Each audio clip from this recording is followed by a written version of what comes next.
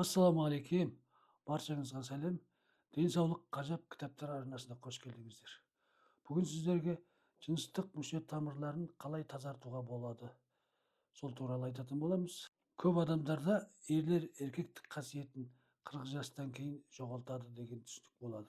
Шын мәнінде олай емес. Кейбір 80 жастан асқан адамдар салауатты өмір салтын сақтап, дұрыс тамақтану арқылы ағзаның белсенділігін, соның ішінде интимдік өмірінде сақтай алады.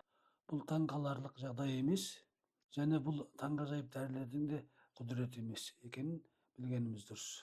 Салауатты өмір салты, дұрыс тамақтану, қан тамырларының денсаулығы және денеге гормон өндірісін сақтауға көмектесетін әдістер. Бұл бейне жазбада сіз өзіңіздің еркектік қасиетіңіз қандай, егер төмен болса, оны табиғи әдістермен қалай түзетуге болатынын білесіз. Сондықтан жазбаны соңына дейін көріңіз. Ондай болса, негізгі мағынаға көшейік. Бірінші, физикалық белсенділік күшті потенциалдың кілті болып табылады. Отырықшы өмір салты ерлер денсаулығының ең үлкен жауларының бірі. Кеңседе немесе үйде теледидар алдында үнемі рульде отыру жамбас аймағында қанның тоқырауына әкеледі. Бұл өз кезегінде потенциалды төмендетуі мүмкін. Адам денесінің қозғалысы қан айналымына және барлық органдардың жұмысына тікелей әсер етеді. Әрине, соның ішінде жыныстық күш-қуатқа да. Ал егер сіз күнделікті өмірде көп уақытта отырып жұмыс жасайтын, қозғалысыңыз аз болса, не істеу керек? Алаңдамаңыз, ол шешілетін мәселе. Мұнда қан айналымын жақсартуға және потенциалды сақтауға көмектесетін қарапайым қолжетімді ұсыныстар бар. Күніне кем дегенде 8-ден 10 мың қадам жасаңыз. Бұл жамбастағы қанның айналуын жақсартып қана қоймайды. Сонымен қатар жүректі нығайтады, стресс деңгейін төмендетеді және салмақ жоғалтуға көмектеседі. Егер сіз белсенді жүруге дағдыланбасаңыз, аздан бастаңыз. Мысалы, күніне 3-тен 4 мың қадам жасап, жүктемені бірте-бірте арттырасыз. Аптасына 3-тен 4 рет жүйелі жаттығулар жақсы пішінді сақтауға және бұлшық еттеріңізді нығайтуға көмектеседі. Әсіресе приседания, отырып тұру, жамбас бұлшық еттерінің белсенділікке әкелетін жаттығулар пайдалы. Мысалы, арқамен шалқадан жатып, екі аяқты тізеден бүгіп жатасыз. Екі қолды аяққа қарай созып, алақанды төмен қаратып жерге тірейміз. Сосын тазды соңына дейін көтеріп 3-тен 5 секунд ұстап, қайта төмен түсіресіз. Бұл қан айналымын жақсартып, жыныс аймағындағы тонусын арттырып, жыныс мүшесін нығайтуға арналған тамаша жаттығу болып саналады.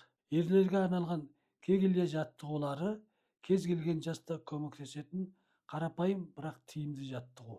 Бұл жаттығулар жамбас мүшелерін қолдайтын, бұлшық еттерді күшейтеді, қан айналымын және потенциалды жақсартады.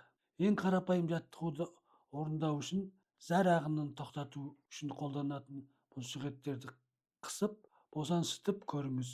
Бұл жаттығуды бір жасағанда 10 рет, күніне 3-тен 4 уақыт жасаңыз. Осы жаттығуды кез келген уақытта қай жерде жасауға да болады. Мысалы, отырған кезде, түрегеп тұрған кезде, әуелі машинада отырған кезде де жасай беруге болады. Келесіде, дұрыс тамақтану дәрі-дәрмекке қарағанда денсаулыққа жақсы жұмыс істейді. Жеген тамақтар жалпы денсаулығымызға ғана емес, сонымен қатар гормоналды тепе-теңдік пен қан тамырлар жүйесіне тікелей әсер етеді. Өйткені адамның жыныстық белсенділігі соларға байланысты. Дұрыс тамақтану фигураны сақтап қана қоймайды. Бұл потенциалды нығайтудың және жалпы жыныстық денсаулықты жақсартудың жаңа тәсілі. Өзімізді жақсы сезіну үшін диетаға нақты не қосу керектігін анықтайық. Жаңғақтар мен оның тұқымдары ерлер гормоны тестостеронды өндіру үшін өте маңызды мырыштың тамаша көзі. Грецкий жаңғақтарды, бадам жаңғақ, асқабақ тұқымдарын және күнжіт тұқымдарын диетаңызға қосыңыз. Мырыш сперматозоидтардың сапасын жақсартуға көмектеседі. Иммундық жүйені қолдайды және шаршаумен күресуге көмектеседі. Тауық еті мен бауыры белок пен мырыштың қолжетімді көздері. Бауыр, әсіресе тауық бауыры, қалыпты тестостерон өндіру үшін қажетті мырыштың нағыз қоймасы. Тауық еті сияқты жұмыртқада да гормондор өндірісіне әсер ететін және зат алмасу процесін жақсартатын вудорумендер бар. Бұл денсаулықты сақтауға ғана емес, сонымен қатар төсектегі төзілімдікті арттыруға көмектеседі. Дүкендерде сатылатын балықтар қан айналымын қалыпқа келтіруге және жүрек жұмысын жақсартуға көмектесетін омега 3 май қышқылдарына бай. Балықтардың түрлерін атап айтсақ, треска, галибут, майшабақ тағы басқа. Бидай ұрықтары мен күріш кебегі нағыз супер тағамдар болып табылады. Олар ішек жұмысын жақсартатын, дененің тазартатын және қандағы қанттың қалыпты деңгейін сақтайтын талшық пен антиоксиданттарға бай. Бұлар зат алмасу процесін қалыпқа келтіруге және қан айналымын жақсартуға көмектеседі. Ерлердің потенциалын сақтау үшін алкогольді тұтынбау керек. Аздаған қызыл шарап қан тамырларына жақсы әсер етеді. Бұның мөлшері 30 грамм. Бірақ алкогольді шамадан тыс қолдану гормондарды бұзады және жыныстық функцияны нашарлатып, тестостерон деңгейін төмендетеді. Алкогольді тұтынуды ең төменгі деңгейге дейін шектеуге тырысыңыз. Қантты жоғары тұтыну инсулинге төзімділіктің дамуына әкеледі. Қан айналымына теріс әсер ету және потенциалды төмендетуі мүмкін. Сондықтан тәтті тағамдар мен сусындарды тұтынуды азайтуға тырысыңыз. Инсулинге төзімділіктің дамуы келешекте инфаркт, инсульт, сахарный диабетке әкеледі. Фастфуд пен газировка салмақты арттырып қана қоймай, қандағы қант деңгейін көтеріп, жүрек тамыр жүйесіне зиян тигізеді. Бұл өнімдер қабынуды қоздырады, қан тамырларының жұмысын нашарлатады және эректильді дисфункцияға әкелуі мүмкін. Үшінші, ұйқы тестостеронды арттырудың ең жақсы жолы. Ұйқының қанбауы еркек күшінің нағыз жауы. Ұйқысыз түннен кейін келесі күні өзіңізді шаршаған, немқұрайлы және әлсіз сезінетініңіз белгілі. Сондықтан бұл сіздің көңіл күйіңізге әсер етіп қана қоймай, сонымен қатар ерлердің потенциалына әсер ететін негізгі гормон тестостеронды төмендетеді. Егер сіз күніне 6 сағаттан кем ұйықтасаңыз, денеңіздің қалпына келуге уақыты жоқ. Бұл потенциалға байланысты проблемаларға әкелуі мүмкін.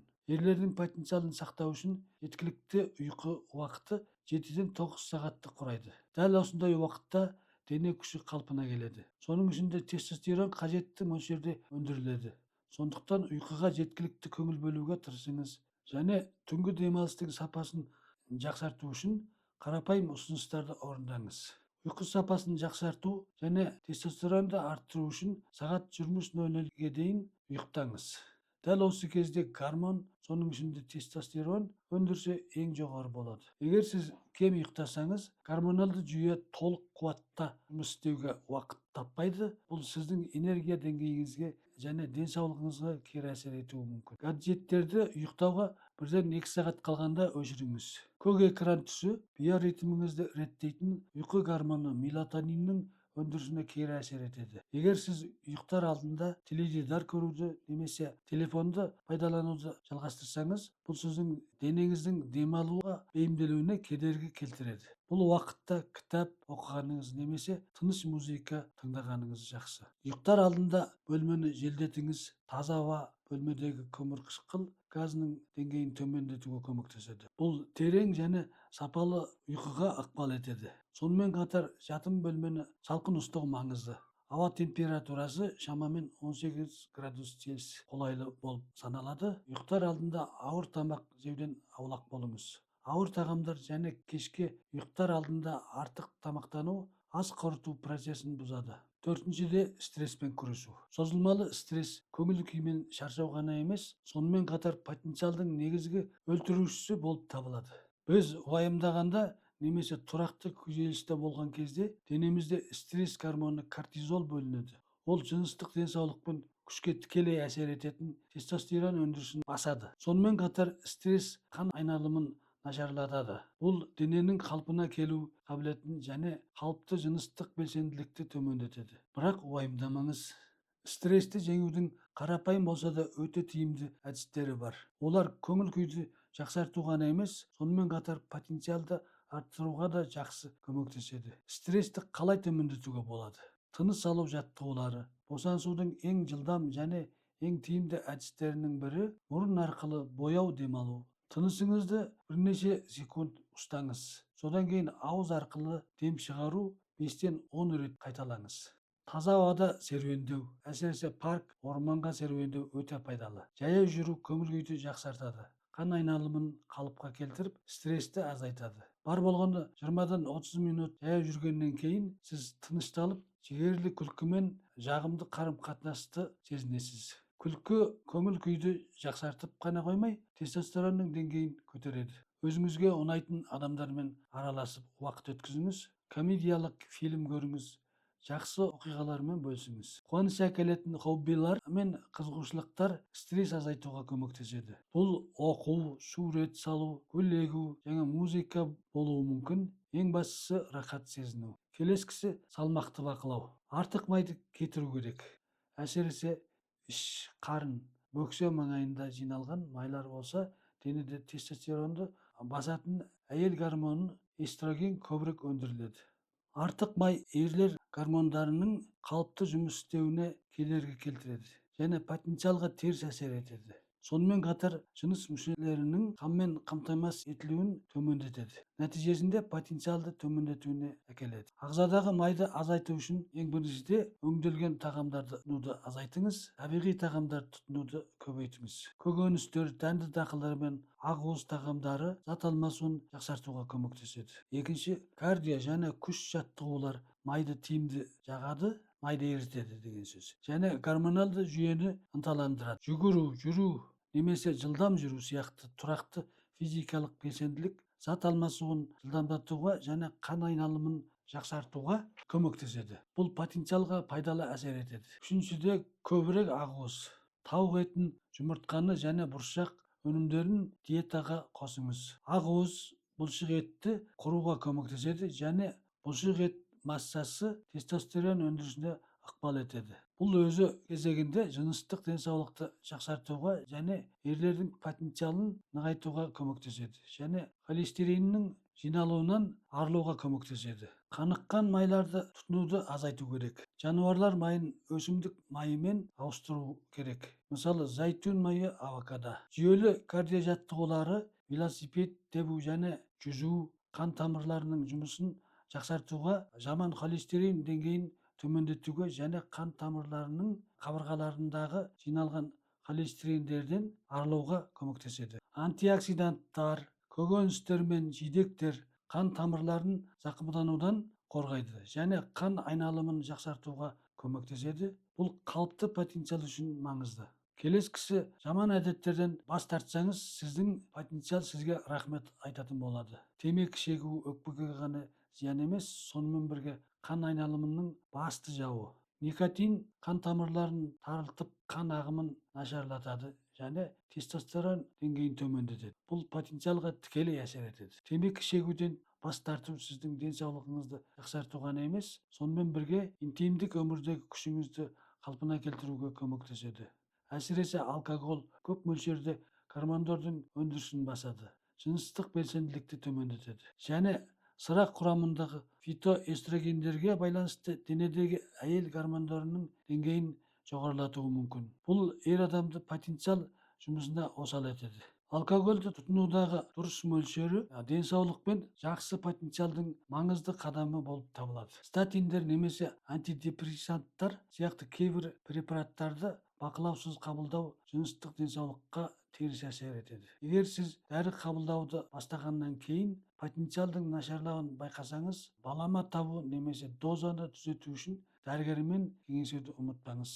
Соңында қорытынды жасап айтсақ, жоғарыдағы айтылған әдістерді күнделікті өмірде қолдансаңыздар, дененің қан айналымы жақсарып, потенциалды қалыпты сақтай аласыздар. Ескертіп айтқанда, көп жылдар бойы простатиттен арыла алмай жүргендерге простата безінің жасушаларын жаңарту арқылы сауығатын әдісті айта кетуге видеомыздың уақыты жетпеді. Егер бұл туралы қызықтасаңыздар, айту керек десеңіздер, комментке жазыңыздар. Сұраныс болса айтатын боламыз. Бүгінгі видеомыз осымен аяқталды.